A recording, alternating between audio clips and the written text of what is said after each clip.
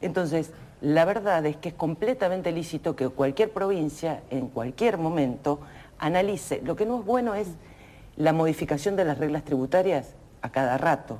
Porque es lo que se viene dando. Eso genera inestabilidad. Tarifarias cortas. Las tarifarias cortas de 1 año y 4 meses de duración tuvieron su impacto en la recaudación, y la verdad es que a partir de la recaudación es desde donde funciona el Estado, digo, desde donde funciona el Estado para pagar los sueldos, donde funciona el Estado para mantener las escuelas, desde donde funciona el Estado para subsidiar tasas en los momentos en que hay cenizas, para dar créditos blandos o créditos con plazos de gracia para los sectores que se vieron afectados por las cenizas. Es de donde se sirve el Estado para pagar una expropiación y recuperar una empresa. Es desde donde se sirve el Estado para pagar los subsidios de Foxman o Audivic cuando la empresa no le pagaba a los trabajadores sus sueldos. Es desde donde el Estado sostiene situaciones como la que pasó BGH cuando se prendió fuego la planta y el Estado provincial por ley exceptuó del pago de 12 millones de pesos garantizando fuentes de trabajo para... Digo, el Estado no es Fabiana Ríos ni el gobierno de PSP. El Estado es esa organización que nos damos y a la que financiamos o debiéramos financiar solidariamente para cuando esos sectores, todos, cuando esas personas que poseen o que adquieren una discapacidad a lo largo de la vida requieren de una pensión solo por el hecho de padecer la discapacidad. A nadie se le pide certificado de pobreza. Hace varios años en esta provincia. Y recién aclaraba esto, ¿no? Pues primero se habló de una base imponible y generó preocupación, y todavía está la preocupación, de que esto nos va a caer encima a todos. Al monotributista que factura en el año 100.000 pesos, como aquel empresario que factura 100.000 pesos por día. Y no es igualitario eso. No, claro que no. Por eso hago claramente esta... Pero el proyecto original del gobierno contemplaba otras variables que se han ido modificando en la discusión. Por eso dije, una base imponible. Una base imponible. Por eso dije, hubo aportes de los legisladores y muchos, lo dije al principio, y lo valoro profundamente, porque lo que se puso en duda aquí es la posibilidad de una discusión cierta que se llevó adelante desde las autoridades del Ministerio de Economía, con los legisladores de los distintos bloques políticos, donde se iba evaluando cada punto y a partir de la evaluación de cada punto lo que íbamos evaluando es una tarifaria que sirva a los fines que debe servir, porque lo cierto es que ha habido una caída en la recaudación provincial y hay una caída en los recursos nacionales, una caída en términos relativos, digamos, si uno mira en términos absolutos, la caída no fue tal, lo cierto es que hay una detracción de los procesos económicos fundamentalmente dados por una medida que tiene que ver con la restricción de las importaciones, que no estoy calificando de buena ni mala, digamos, para mí es una buena medida en términos de desarrollo de país, de desarrollo de la industria y de sinceramiento de la economía. Es una excelente medida, pero es una medida que tiene consecuencias y esas consecuencias uno las tiene que enfrentar y las tiene que enfrentar compensando lo que pierde por un lado, porque las importaciones generan una importante cantidad de ingresos hacia el Estado Nacional, que eso se coparticipa a las provincias.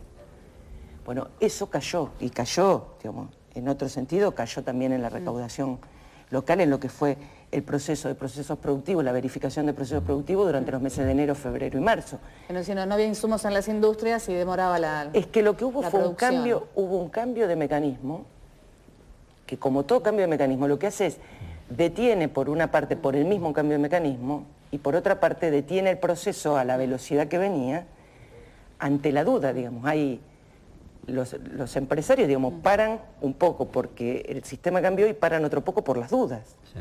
En ese por las dudas, después lleva un tiempo retomar ese ritmo y es el tiempo que estamos atravesando. Lo cierto es que las prestaciones se tienen que seguir brindando porque se siguen demandando.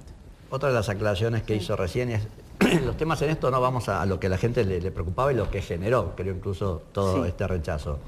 Las tarjetas de débito, decían, estoy usando la tarjeta de débito, me va a cobrar impuestos. Estoy usando tarjetas de crédito, también me van a cobrar. O sea, me vienen por todos lados, en el resumen. En la tarjeta de débitos están exentas del pago de sellos, están exentas completamente. Y en lo que tiene que ver con tarjeta de créditos, cada 1.000 pesos es una botella de gaseosa, el impuesto. Si quiere otra comparación, cada 10.000 pesos de gasto en tarjeta es un cartón de cigarrillos. Cada 10.000 pesos de gasto. Se hablaba... Ese es el impuesto del 0.70. 0.70. 0.70. ¿El impuesto a los sellos, a los contratos de alquiler de viviendas? 50% del valor que se había Pero fijado. ¿se va a avanzar hasta ahora? Hasta ahora no está definido todavía. Sí, porque vale aclarar que todo lo que estamos hablando, en definitiva, no vamos a decir que es una especulación, pero es lo que se viene charlando, hay determinados consensos, lo que no implica que sea el proyecto que se termine aprobando. Y por eso el temor también de algunos sectores. Claro, es que yo creo que lo que no debe haber es temor, sino la posibilidad de plantear, como se fueron planteando en la legislatura, las distintas variables, y la legislatura fue receptando, en principio, considerando la necesidad del estado de recaudación. En ningún momento, y esto lo quiero aclarar, desde el Ejecutivo Provincial se planteó que estos impuestos no fuesen coparticipables. En ningún momento se planteó que no fuesen coparticipables con los municipios. ¿Y no hubo planteo de los municipios cediendo estos recursos? Hubo un planteo de parte del Intendente de Ushuaia en lo que fue la primera audiencia de la 648,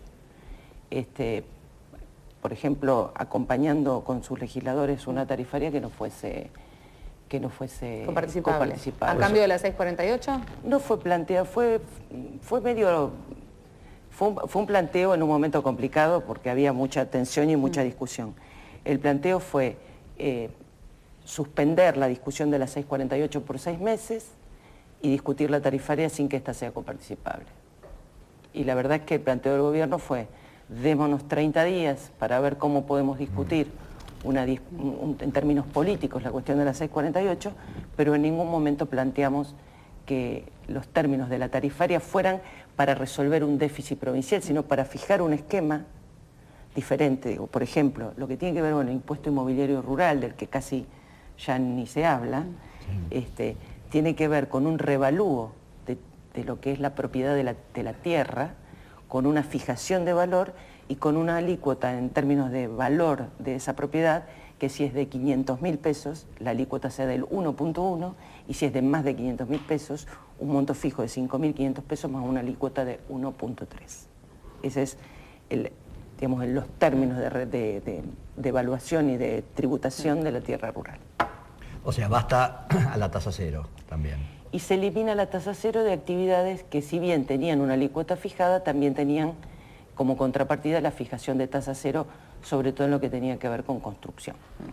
Y el gran tema de esto también es que la gente dice, automáticamente todo esto que va a recaudar el Estado, si sale todo aprobado, es para sueldos, es para aumentar sueldos. ¿Hacia dónde van estos fondos? Mira, todo esto que se va a recaudar, en principio lo que tiende es a amortiguar la caída de recursos que, como describía recién, tienen que ver con la caída de las regalías, por agotamiento de pozos, por eso también estamos renegociando, por eso también estamos licitando áreas. Tiene que ver con la caída en términos relativos de estos recursos nacionales, tiene que ver con la caída en términos relativos de los recursos provinciales, tiene que ver con afrontar todos los gastos que hacen al funcionamiento del Estado y que hacen, entre otras cosas, a estas que acabo de describir. ¿Para qué sirve el dinero del Estado? Bueno, para todo esto. Sirve para la instalación de agua, las cisternas y el acueducto, que vamos a firmar, obras de más de 100 millones de pesos, que vamos a firmar la semana que viene, los contratos en la ciudad de Río Grande, con las obras de del río Pipo, de aquí de la ciudad de Ushuaia, que se van a firmar la semana que viene. Van a servir también para financiar parte de lo que es el ordenamiento del parque industrial, que después lo recuperaremos. Claro que sí. Pero todas estas obras son también necesarias, como son necesarias las pensiones por discapacidad. Sí. Pero gran parte de esas obras son con fondos nacionales, algunas de las obras. No, esas obras que te describo son con fondos nuestros. Son con fondos de fideicomiso, de nuestras regalías. Bueno, por eso, pero del fideicomiso, pero no sale del presupuesto provincial. No, una obra de 100 millones de pesos no la puedes financiar con el presupuesto provincial. Te libera fondos del presupuesto provincial, claro que sí. Claro que sí. Bien, nos vamos a ir al primer corte y tenemos mucho más para seguir charlando de reforma tributaria y un montón de temas que quedan para desarrollar. Estamos viendo Código TDF para toda la provincia, ya venimos.